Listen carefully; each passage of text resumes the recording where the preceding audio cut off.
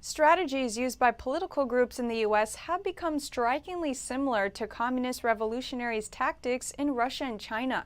An expert explains. A Democratic Socialist Congresswoman's recent Twitter post is sparking controversy. She's asking people to archive supporters of President Trump. A former Obama administration official wrote in a now-deleted post that the so-called Trump Accountability Project is doing just that, which tracks every administration staffer, everyone who has supported Trump.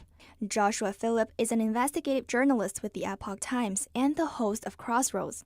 He said this phenomena, as well as some strategies used by political groups in the U.S. today, echo the actions of communist movements when they tried to seed revolution. One strategy communists use is to create public enemies. What we can look at is the pattern of development for movements like this. In other words, the social creation of state enemies, the social creation of an ideology that certain parts of society are absolutely evil and should be eliminated. For example, the left calling all Trump supporters Nazis, or the far right, instead of understanding, well, look, like half the country voted for him, over 70 million people. Would it be fair to say that those 70 million people are all Nazis? Is this really how people interpret reality? But these are the narratives being pushed by the big tech and big media. Speaking of a list, in 1949, right before the Chinese Communist Party was about to take power in China, the party's mouthpiece Xinhua published a list of the so-called war criminals who were supporters of the ruling Chinese Kuomintang Party. The CCP said the list was created by the Chinese people and that those on the list are killable by all the people of the country.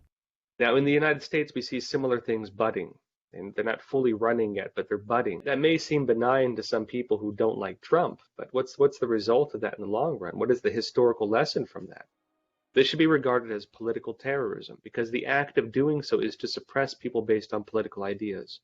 It's singling out people for their beliefs, for their viewpoints, and for engaging in normal democratic processes. The second strategy used by communists is taking control of the media.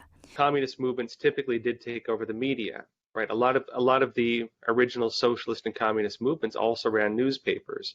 Before the Bolshevik Revolution, Lenin used German money to buy newspaper companies, as well as starting over a dozen new outlets. Through these papers, Lenin made promises of peace and bread to the Russian people, which disrupted the judgment of people who were suffering under the First World War and shifted public opinion in his favor. Another strategy is to censor dissidents and create fear, and if necessary, justify the use of violence. Now, Lenin, first off, was part of a terrorist movement. The Bolsheviks were, for example, assassinating police, carrying out assassinations, killings, beatings, you name it. Programs like this to eliminate individuals in society who are deemed state enemies based on programs exactly like what's happening in the US, oftentimes develop slowly. And you can look at the social hatred, the level of hatred some people have already, to the extent that already a lot of people justify, for example, what Antifa is doing. A lot of people already justify political violence. There are many people in our society who think that burning down your community and looting stores is somehow justified. They can turn a blind eye to the violence and they can say, oh, well, this is just us trying to make a political statement. How dare you try to say this is wrong? But he said historically, after communists took power, the people who helped them instigate violence are often the first to be abandoned by them. The groups they've used to cause all the problems are usually the first they destroy.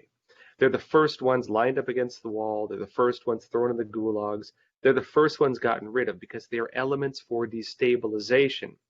But once the communists take over, once the socialists take over, they no longer need destabilization. They need a return to normalcy. He said to counter such type of subversion, people need to speak up and speak the truth. One of the best things they've always used for their own interest is silence of people who they are targeting. What we see developing in this country between big tech, big media, and violent groups like Antifa are three wings of the same basic system, trying to suppress every individual American, trying to make you be quiet and trying to stop you from expressing your beliefs. Don't be afraid to speak out. Don't be afraid to call it out. I'd say don't become like them. Don't fall into their trap and become violent just like them, because they'll use it. This is what they do.